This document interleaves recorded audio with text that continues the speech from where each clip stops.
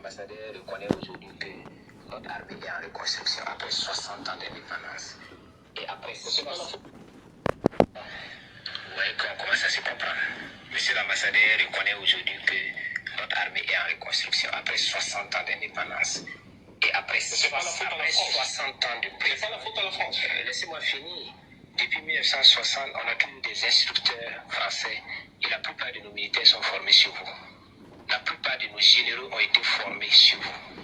Et aujourd'hui, là, notre armée est en reconstruction. Ça veut dire que l'école, l'enseignement reçu, là, il y a un problème. Soit l'élève était mauvais, mais l'enseignant ne lui a pas donné ce qu'il fallait pour effectivement avoir une armée de qualité chez nous. Ce qui est bien, c'est que notre gouvernement n'a jamais dit que notre armée était incapable et était en reconstruction. Encore que les accords que vous avez cités, nous serons heureux, comme nous sommes prêts à vous donner des documents, pour que vous puissiez aussi nous donner le dernier accord, parce que notre gouvernement n'a pas mis ça à la disposition de notre peuple. Encore qu'il n'a même pas demandé l'avis du peuple à travers l'Assemblée nationale. En France, ça ne se fait pas comme ça. Pour des questions qui sont importantes pour la vie de la nation, il semble que le gouvernement français demande l'avis des représentants de son peuple qui sont à l'Assemblée. Chez nous, ça ne se passe pas comme ça. L'accord, cet accord-là, comme il a cité, nous n'avons pas encore vu le dernier accord que vous avez. Et surtout, si c'est à la demande de la France que l'accord a été révisé pour permettre à la France de stationner nos sols, ça veut dire que la question des bases militaires, l'absence ou la présence, c'est un jeu de mots.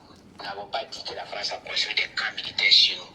Disons que la France a de la logicielle, du matériel, des hommes sur nos sols. C'est de ça qu'il s'agit.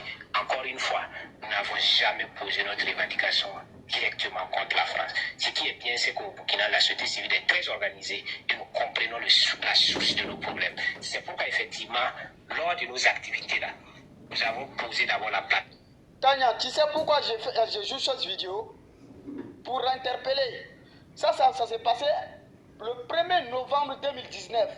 C'est-à-dire que les bases militaires françaises qui étaient cachées au Burkina Faso, dont le peuple burkinabé n'était pas au courant, ils ont fait passer qu'il n'y a pas de bases militaires françaises au Burkina Faso.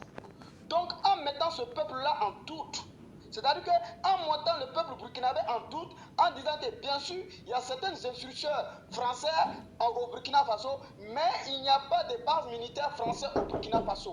Même quand le journaliste, c'est-à-dire que l'intervenant, c'est-à-dire qu'en train d'intervenir, tu vois le journaliste veut interrompre l'intervenant.